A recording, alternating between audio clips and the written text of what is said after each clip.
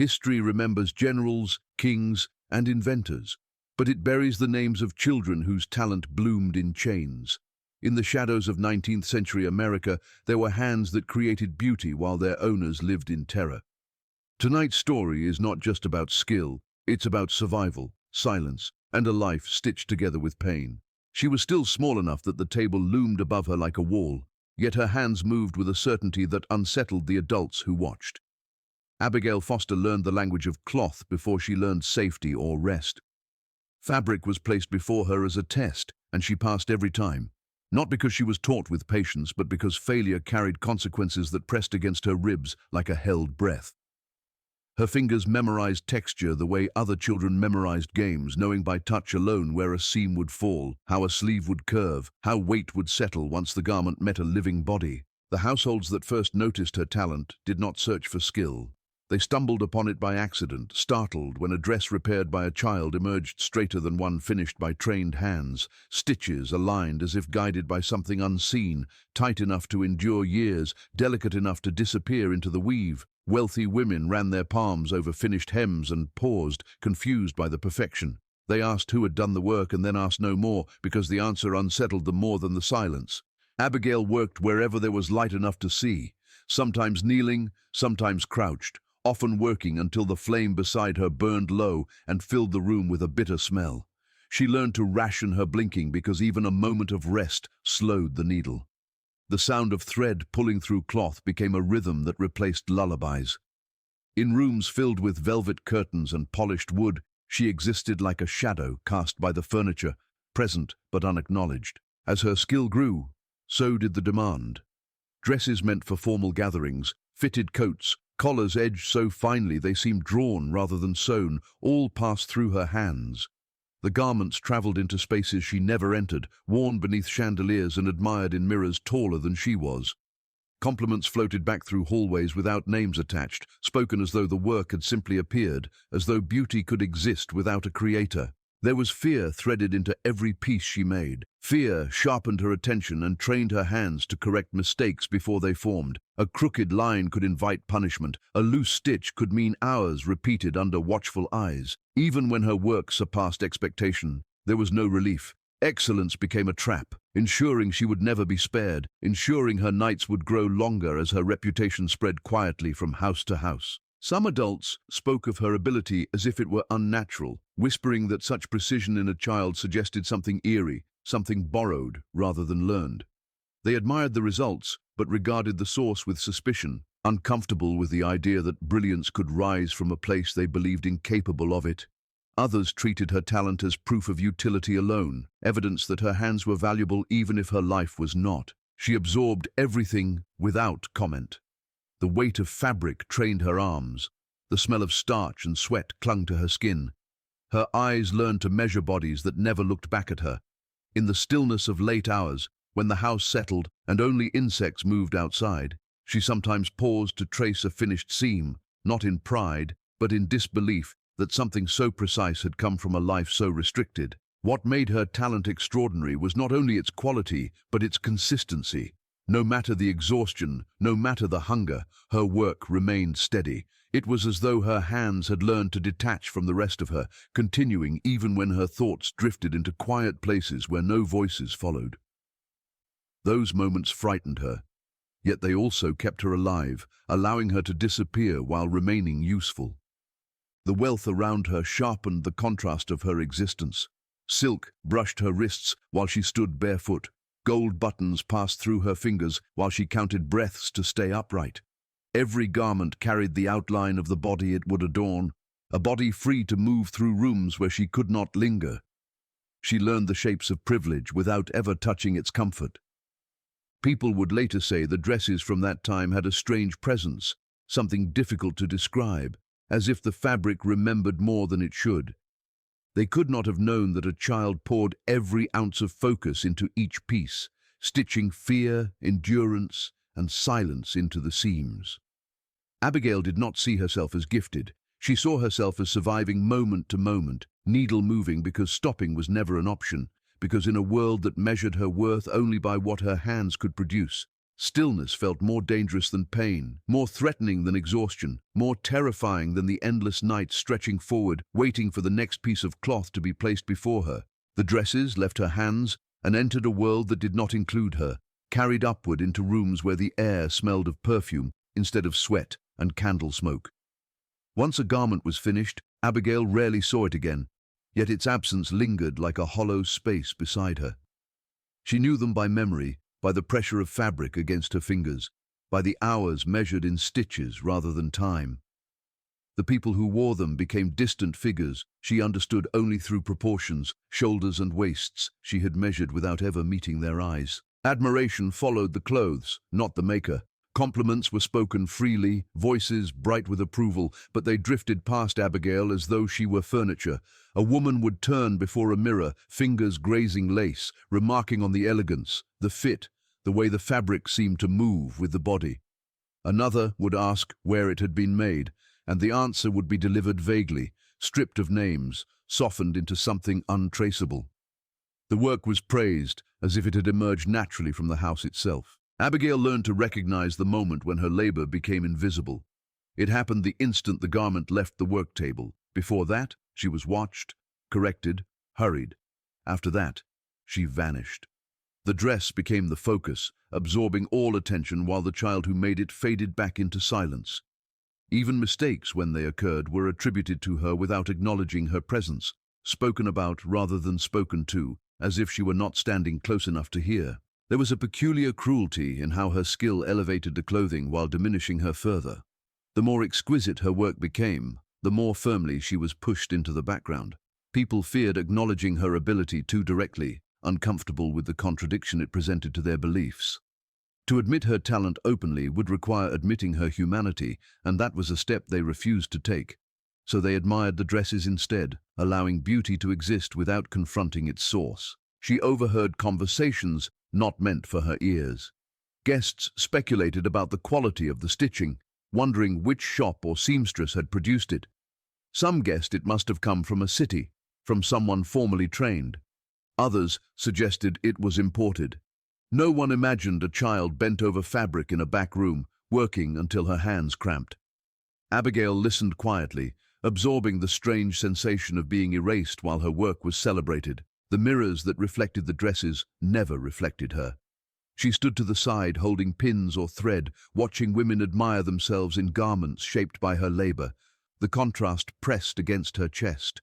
She knew every hidden seam, every place reinforced to prevent tearing, every tiny correction made to accommodate movement. Yet the wearer felt only comfort and elegance, unaware of the fear embedded in the construction, unaware that the steadiness of the stitching came from a child trained by consequence.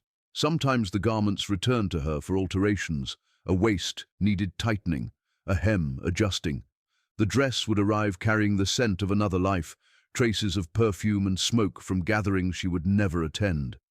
She worked silently, correcting and refining, her hands moving with familiarity while her presence remained unremarked. The dress was greeted warmly. She was not. There were moments when her invisibility became nearly complete. People spoke freely in her presence, assuming she did not understand or did not count. They discussed plans, politics, concerns, laughter flowing around her like water around a stone. She existed within earshot but outside consideration, a condition that sharpened her awareness of how thoroughly she had been erased from the narrative of her own work. This erasure extended beyond the household. The dresses traveled further than she ever would, worn to churches, gatherings, celebrations. They were noticed, admired, remembered. Her name was not attached to them. Records did not reflect her contribution. If the garments were remembered at all, they were remembered as possessions, not as evidence of a child's endurance and skill. The invisibility was not accidental. It was maintained carefully, reinforced by silence and habit. Acknowledging her would disrupt the order that allowed people to enjoy the results of her labor without guilt. So she remained unseen, a pair of hands rather than a person, her identity reduced to function. Even praise, when it came close to her, stopped short of recognition, curving away as if her existence were something fragile that might shatter if addressed directly. Abigail felt this absence deeply, though she rarely showed it. She learned to measure herself by usefulness alone, by the smoothness of a seam, the straightness of a line. Her reflection existed only in the garments she created, moving through rooms she could not enter, teaching her early that in her world, visibility was not a reward for excellence, but a risk reserved for those already allowed to be seen. Her childhood did not unfold in seasons of play or learning, but in cycles of labor and restraint, each day shaped by expectations that left no room for softness. From the moment she could sit upright without swaying, tasks were placed before her, first small, then unrelenting. Sewing was not introduced as a craft, but as a requirement, one more duty added to a life already burdened with obedience. The needle became familiar before comfort ever did, and discipline arrived long before understanding. Punishment hovered close, shaping behavior more effectively than instruction. Mistakes were not explained, they were corrected through fear. A crooked stitch invited sharp words. A torn thread meant starting over under watchful eyes. Sometimes the punishment came not from error, but from fatigue itself, from hands that slowed despite effort. She learned quickly that exhaustion was not an excuse, that the body was expected to comply no matter the cost. Fear became the teacher that never rested. The environment reinforced her isolation. Adults spoke over her, around her, rarely to her. Orders were short and absolute, leaving no space for questions. Silence was safer than curiosity. She learned to anticipate needs, to finish work before being asked, because initiative, when noticed, could be misinterpreted as defiance. Every movement was measured, every expression controlled, as though her very presence needed constant justification. Physical discomfort was constant, woven into the hours she spent hunched over fabric. Her back ached from bending, her fingers throbbed from repetition. When pain surfaced, it was ignored, because attention only made it worse. She learned to carry discomfort quietly, to let it fade into the background like an old ache that never truly left. Even rest felt dangerous, a temporary pause that might be mistaken for laziness. Fear shaped not only her actions but her thoughts. She learned to calculate outcomes, to predict moods, to sense when patience was thinning in the room. The smallest cues mattered, a change in tone, a heavier step, a glance held too long. These signals guided her behavior more reliably than any rule. Childhood instincts were replaced by vigilance, a constant readiness to adjust, to shrink, to comply. Her sense of time blurred. Days were measured by tasks completed rather than hours passed. There were no clear beginnings or endings, only a continuous stretch of expectation. Nights offered little relief. Sleep came in fragments, interrupted by worry or by the knowledge that morning would bring the same demands. Dreams, when they surfaced, were vague and fleeting, slipping away before they could form into anything resembling hope. Despite this, she absorbed knowledge quietly, learning through observation rather than instruction. She watched how adults handled fabric, how they reacted to certain results, how praise and punishment were distributed. This awareness sharpened her skill, but also deepened her understanding of her place. She learned that her value was conditional, dependent entirely on productivity and compliance. Love, if it existed, was inaccessible, hidden behind rules she could not influence. Isolation deepened her inner world. Without companions, she learned to retreat inward, constructing a private space where thoughts could exist unspoken. This inner silence became a refuge, but also a burden, as unexpressed feelings accumulated without release. Fear, confusion and longing remained unshared, pressing inward rather than outward. She learned to exist without witnesses, a condition that shaped her sense of self long before she understood what selfhood meant. Authority was absolute and unpredictable. Rules shifted without warning, and consequences followed regardless of intention.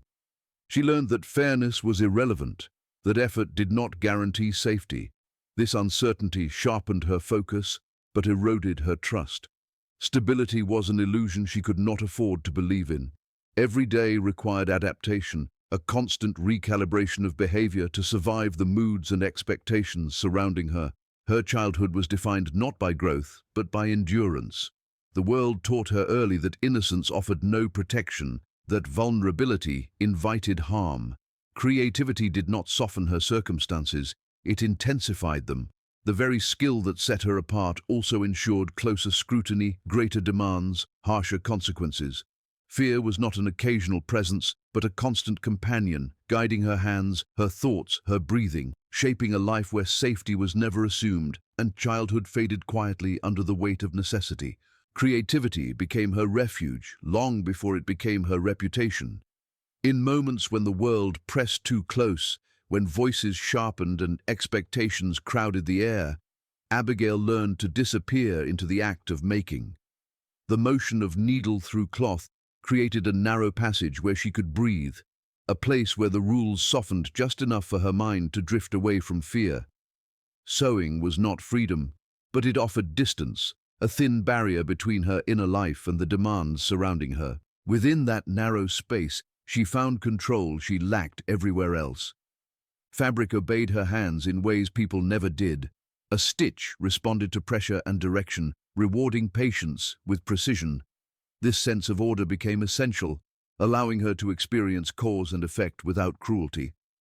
For a child whose life was shaped by unpredictability, this small consistency mattered more than anyone realized. Yet the same skill that sheltered her also tightened the walls around her. As her ability deepened, so did reliance on it. Creativity became expectation, and expectation became burden. What once offered escape transformed into obligation. She could not refuse, could not slow, could not choose when to stop. The needle that offered focus also tethered her to endless labor. The more she excelled, the more she was watched. Every movement was scrutinized, every outcome evaluated. There was no room for experimentation, no allowance for curiosity. Creativity, stripped of choice, hardened into performance. She learned to produce beauty on command, to suppress instinct in favor of efficiency. Any deviation risked punishment, turning expression into liability. Her inner world adapted accordingly. She learned to separate intention from action, to keep her thoughts guarded while her hands worked flawlessly. Emotions stayed locked away, emerging only in subtle choices invisible to others. A particular curve, a hidden reinforcement, a detail no one else would notice became quiet signatures of selfhood, small assertions of existence buried within acceptable boundaries. But even these private gestures carried risk. Being noticed for uniqueness could invite attention she did not want. Standing out meant being questioned, tested, pushed harder. She learned to balance invisibility and excellence carefully, to be remarkable without appearing proud, precise without seeming defiant. Creativity demanded restraint, a constant negotiation between expression and safety. Over time, this tension reshaped her relationship with her own talent. Pride felt dangerous, satisfaction felt fleeting. Every completed piece carried relief but also dread, knowing another would follow. The act of creation no longer ended with completion. It extended endlessly, each success ensuring further demands. What sustained her also consumed her. She began to associate creativity with survival rather than joy. It kept her fed, sheltered, and temporarily spared from harsher tasks. But it also marked her as useful above all else. Her worth narrowed to what she could produce, leaving no space for rest or growth beyond function. Talent became identity, and identity became confinement. In rare, quiet moments, she wondered who she might have been if her skill had emerged in another life. The thought was fleeting and dangerous, quickly buried beneath necessity. Imagining alternatives invited grief she could not afford. Survival required presence, not speculation. Creativity served best when it asked nothing and offered nothing beyond continuation. The curse lay not in the act of making, but in the conditions surrounding it. She was never allowed to choose what to create or why. Beauty was extracted from her labor without regard for the cost. Each stitch strengthened the world that constrained her, reinforcing the systems that benefited from her silence. Creativity in this context became a tool wielded against its source. Yet even as it confined her, it also preserved something essential. Through repetition and focus, she retained a sense of inner coherence. The discipline demanded by sewing honed her awareness, sharpened her perception. She learned patience, foresight, precision. These qualities, though exploited, also equipped her to endure. Creativity shaped resilience as much as it shaped cloth. The contradiction never resolved. Her talent saved her repeatedly while ensuring she remained trapped. It gave her moments of control within a life defined by powerlessness. It allowed her to vanish into work while binding her to it completely. This duality followed her every day, inseparable, unrelenting. By the time she understood the full weight of her ability, it was too deeply woven into her existence to separate from herself. Creativity was no longer an action, but a condition, a constant state of readiness. It kept her alive, kept her visible enough to be needed, invisible enough to be ignored, carrying her forward through each day, needle moving steadily, because stopping meant confronting a world where her usefulness ended and her safety vanished. Her life left few traces behind, not because it lacked meaning, but because meaning was never recorded when it belonged to someone like her. The world she moved through did not preserve the names of children whose labor sustained its comfort. Records listed possessions, transactions, garments, but not the hands that made them. Abigail existed in the margins, implied rather than acknowledged, her presence inferred only through the quality of the work she left behind. Memory failed her the way systems always had. People remembered the dresses, the fit, the elegance, the way certain garments seemed unusually well made for their time. They spoke nostalgically of craftsmanship, of a standard that seemed lost without asking who upheld it or what it cost. Her life dissolved into anonymity, folded neatly out of sight, much like the fabric scraps swept away after each finished piece. Even within her own lifetime, her story was rarely spoken aloud. Silence surrounded her like a second skin. She learned that stories were privileges, granted only to those considered worth remembering. Her experiences remained unshared, not because they lacked importance, but because no one asked, and she was never invited to speak. Her voice faded not from weakness, but from enforced absence. What survived her were echoes rather than facts, a dress passed down through generations, a mention of unusually fine stitching, a rumor of a child who could sew better than adults. These fragments floated free of context, detached from the reality of her days. Without her name attached, the story softened, losing its sharp edges, its cruelty, its truth. Pain without attribution became easier to admire. The erasure extended beyond documents. It reached into how history itself was told. Narratives favored triumph, progress, and innovation, rarely pausing to acknowledge the suffering embedded in their foundations. Abigail's life complicated those stories.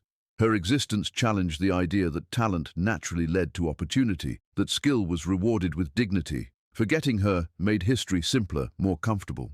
Yet forgetting did not erase impact. The influence of her labor lingered invisibly, shaping standards, expectations, aesthetics. Her work contributed to a legacy that excluded her, reinforcing a pattern where brilliance was extracted and credited elsewhere. She became part of a lineage of unseen contributors, their combined efforts forming the backbone of progress without recognition. This absence carried its own kind of violence. To be forgotten was to be denied closure, denied acknowledgement of endurance. Her suffering was not witnessed, her resilience not celebrated. History moved on, leaving behind a gap where her story should have been. That gap speaks quietly but persistently, a reminder of how many lives were consumed without record. If her name survived at all, it did so precariously, attached to speculation rather than certainty. Details blurred, dates shifted, facts dissolved into possibility.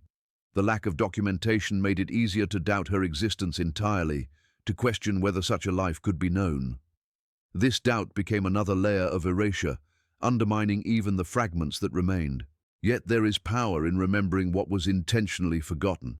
To reconstruct her story, even partially, is to resist the silence imposed upon her.